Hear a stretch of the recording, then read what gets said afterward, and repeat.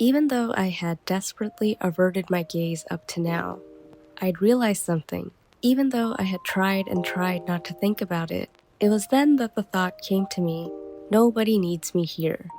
Hello everyone! That was a quote from the star of today's video, Final Testament to the Moon by Mogi Sayaka, brought to us in this beautiful print edition by Glacier Bay Books. Final Testament to the Moon is a spin-off of Mogi's series, Red Riding Hood's Wolf Apprentice. But this spin-off is written in such a way that no knowledge of the main series is needed to understand it, which I thought was really cool. Kudos to Mogi for pulling that off. In this world, there are three broad categories of people: humans, hunters, and beastkin. There's a delicate balance between the three, laced with feelings such as fear, indifference, curiosity, and even hostility. I was interested in this manga because I am a big fan of the fantasy genre. It is so much fun learning about the customs and rules of newly imagined worlds, and so I was immediately intrigued by this manga. I also had a lot of questions. Are hunters not humans, for example? I really wasn't sure. This volume opens at a marketplace. Two travelers are shopping at a stall, chit-chatting with the owner. Before the conversation can continue, a hunter enters town after having killed an entire flock of beastkin. The two travelers feel uncomfortable and concerned, quickly leaving the scene and revealing to the reader that they are beastkin themselves. And this launches us into the crux of this manga. Final Testament to the Moon centers around a unique group of beastkin, werewolves. Among the beastkin, only werewolves are able to shift between a beast form and a human-like form, and being able to transform and to hunt are the two prerequisites one needs to be considered an adult in werewolf society. Hati, the werewolf in the first chapter, is an extraordinary member of his clan, being able to hunt and transform at a very young age. While Hati is treated with respect and admiration, his twin brother Skull, the main character, is struggling with gaining his own footing. When I read the first chapter, I was intrigued but not quite hooked yet, because not enough stood out to me. It was the introduction of Skull's character and his inner conflict that really sold me on this volume. I think Skull's feelings are relatable, wanting to grow up quickly, and feeling envious of a brother who has already accomplished so much. I just wanted to give him a hug and tell him it's okay, you'll get there. I really wish this volume was longer. As soon as we learn about Skull's internal struggle and the next step he takes, this volume ends on a massive cliffhanger. And this was easily the most interesting part of the volume. One thing I forgot to mention earlier is that this volume is only 90 pages long, which does feel brief to me, and so I'm left wanting more to feel satisfied. At this point, it's hard for me to judge the quality of the story and the world building because, frankly, not a lot has happened yet. This is mostly my impression, but it feels as though Mogi has a lot of ideas for this manga. They're planting the seeds for what will be a grand tragedy, so I'm wondering if and how they'll be able to pull it off.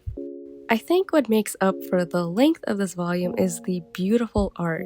The watercolor pages made my jaw drop. Mogi's art is magnificent and incredibly detailed. Many times I found myself staring at these pages just to absorb and appreciate all of the details. I could gush about this art forever. The young characters look so stinking cute. I also love the contrast they created with light and dark scenes, particularly in this one moment when Skull feels especially disjointed from his family. Mogi absolutely knows how to use this medium well. While this volume left me wanting more in terms of actual story content, the art left me feeling awe-inspired.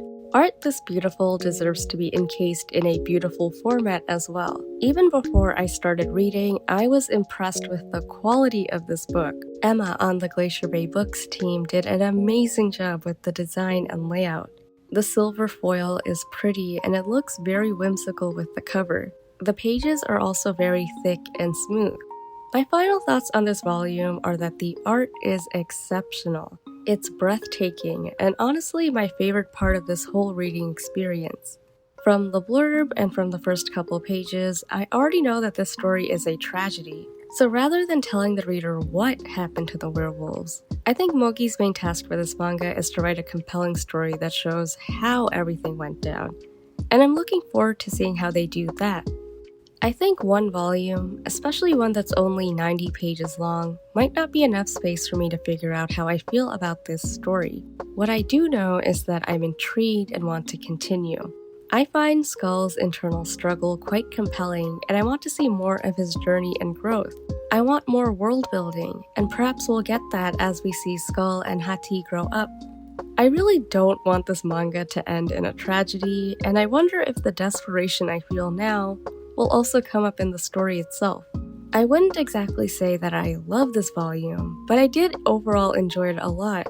At this point, I would attribute that mostly to the art and the characters. Because not that much has happened in Volume 1, and because it ended on such a cliffhanger, I think Volume 2 is where I will really understand the direction the story is going in.